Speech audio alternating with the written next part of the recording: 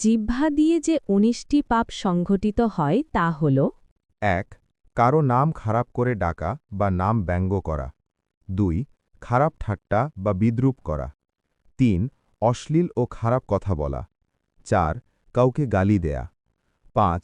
কারো নিন্দা করা। ৬. অপবাদ দেয়া। ৭. চগলখুরি করা। ৮.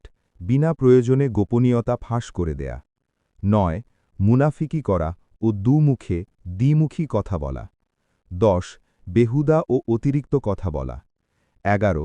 বাতিল ও হারাম জিনিস নিয়ে আলোচনা করে আনন্দ লাভ করা। ১২. কারো গীবত করা। ১৩. খারাপ উপনামে ডাকা। ১৪.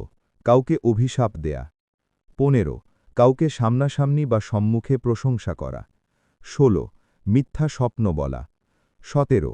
অনর্থক চিৎকার বা চেঁচামেচি করা। ১৮. জিহ্বা দিয়ে হারাম বস্তুর স্বাদ নেয়া, গ্রহণ করা বা খাওয়া। ১৯. জিহ্বা দিয়ে খারাপ অর্থে কাউকে কোনো ভঙ্গি বা দেখানো।